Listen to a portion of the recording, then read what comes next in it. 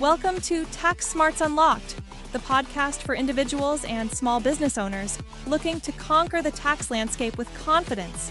Hosted by seasoned tax professional David Robson of Premier Tax and Business Services, each episode is packed with insightful advice on proactive tax planning to help you navigate the complexities of tax laws. Here's your host, David Robson. Welcome to Tax Smarts Unlocked.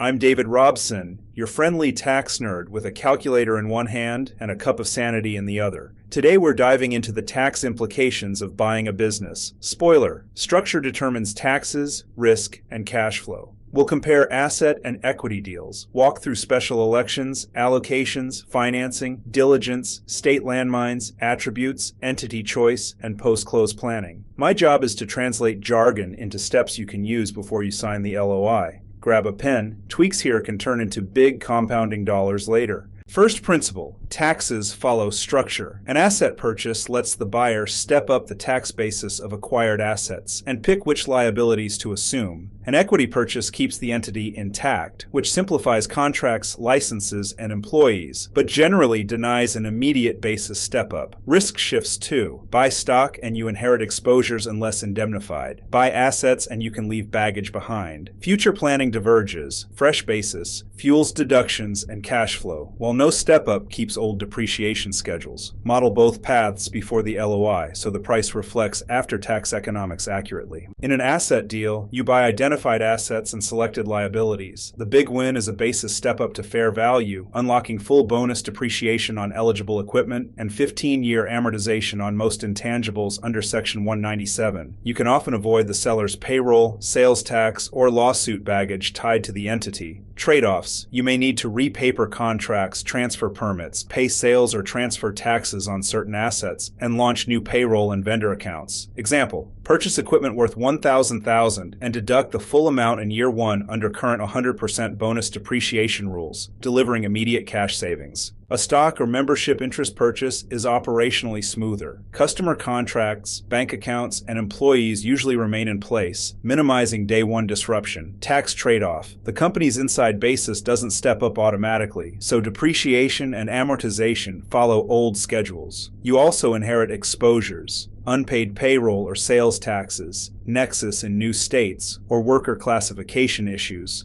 unless indemnified. There is a workaround. For S corporations and some C corporations, a Section 338H, 10, or 303(6)E election can deem an asset sale and create a step-up without retitling assets. These elections require timely filing and joint buyer-seller agreement.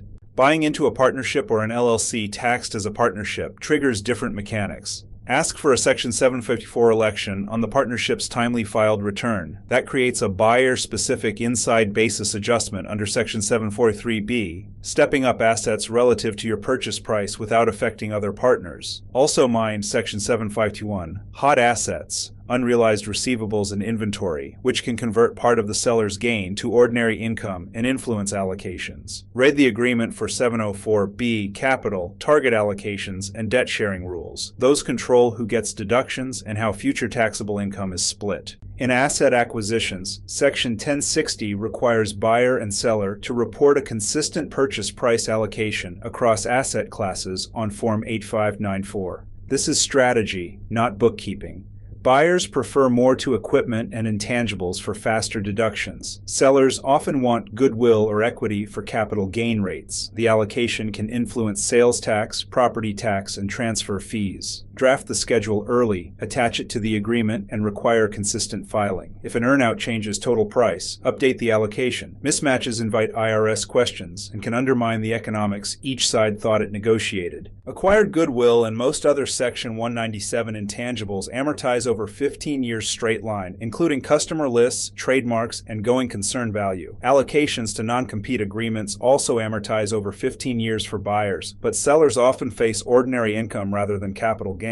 Consulting agreements are usually ordinary income to the recipient and deductions to the payer, but watch self-employment and payroll taxes. Personal goodwill, when value is tied to seller relationships, not the company, can yield capital gain to the seller if well documented. Align valuations and tax filings so buyer and seller tell the same story. Contingent consideration and earnouts can bridge valuation gaps but add tax complexity. For asset deals, additional payments increase purchase price when paid, adjusting basis, and potentially the Form 8594 allocation. For equity, earnouts may be capital or ordinary depending on structure and services. Consider interest imputation on deferred amounts under Sections 483 or 1274. The installment method may defer gain to sellers on qualifying asset or stock sales, but not on depreciation, recapture, or ordinary income components. Model best and worst case scenarios, so amortization, depreciation, and 163J limits reflect payment timing and probabilities. How you finance the deal shapes deductions. Debt can create interest deductions, but Section 163J may limit them to 30% of adjusted taxable income.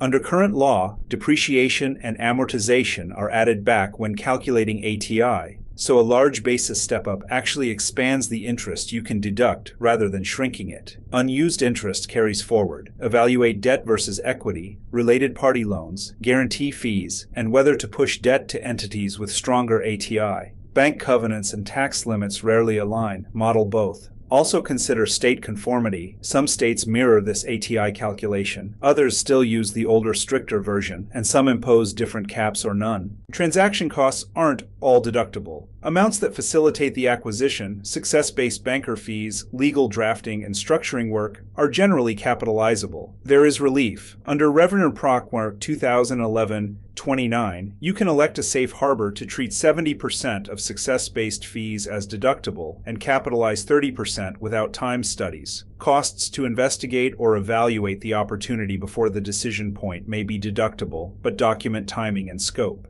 Break fees, debt issuance costs, quality of earnings work, and integration costs each have distinct treatments. Classify early so your tax model and closing statement speak the same language. Diligence saves deals. Always review payroll filings and deposits, sales and use tax nexus and exemptions, 1099 compliance and worker classification. Scan for unfiled returns, late deposits, and trust fund exposures that follow the business and sometimes individuals. Verify state registrations, resale certificates, and marketplace filings. Check income apportionment and whether the target created nexus through remote employees or inventory. Industry landmines matter. Software revenue recognition, healthcare provider taxes, construction retainage, restaurants tip reporting, and for cannabis, Section 280E. Quantify risks, price them, and deploy escrows, holdbacks, indemnities, or representation and warranty insurance appropriately. States can rewrite your closing memo.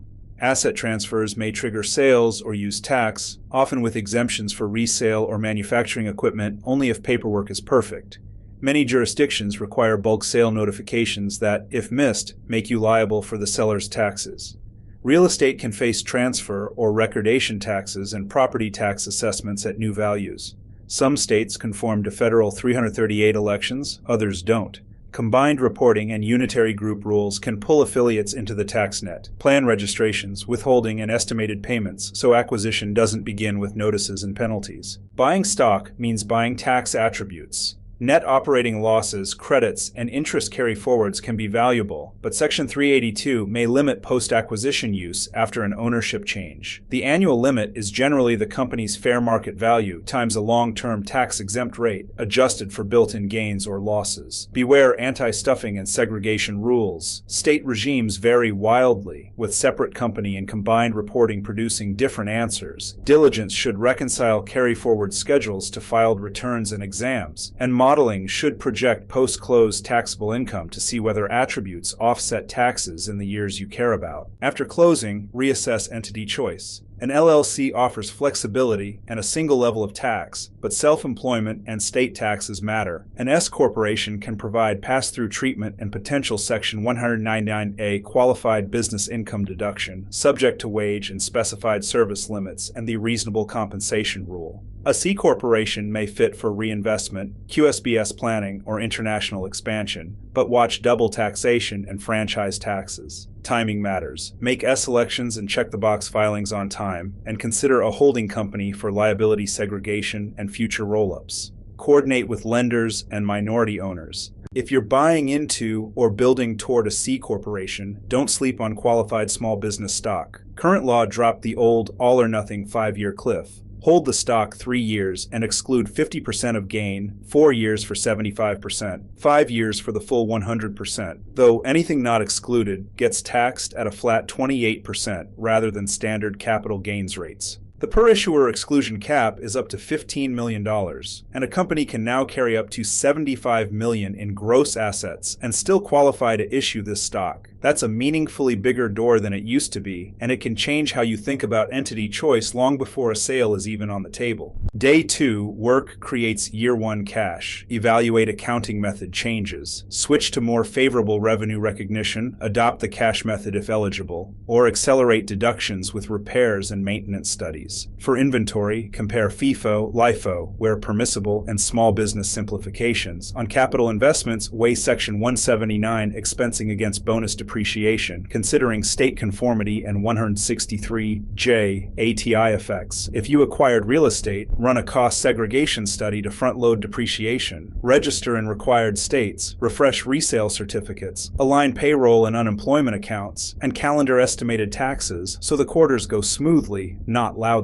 Working capital can be a tax cash trap. True up the peg and separate pre-close liabilities from post-close obligations. Define who pays pre-closing income, payroll, and sales taxes, and use escrows or indemnities to backstop exposures. R&W insurance helps, but read exclusions. Calendar filings, Form 8594, Form 80S23 for Section 338, a timely Section 754 election, and entity classification or S elections. Best move, bring counsel in before the LOI to model scenarios and bake terms. That's our tour. Structure smart, allocate wisely, diligence deeply, and plan early so more of your money stays yours.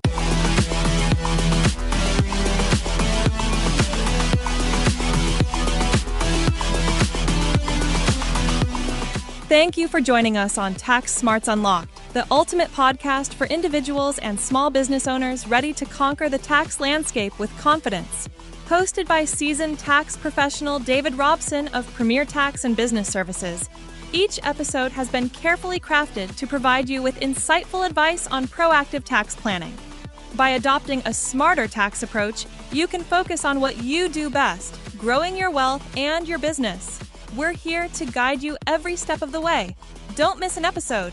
Subscribe to Tax Smarts Unlocked on your favorite podcast platform and unlock the secrets to confident tax planning. Remember, it's time to take control of your taxes and unleash your full financial potential.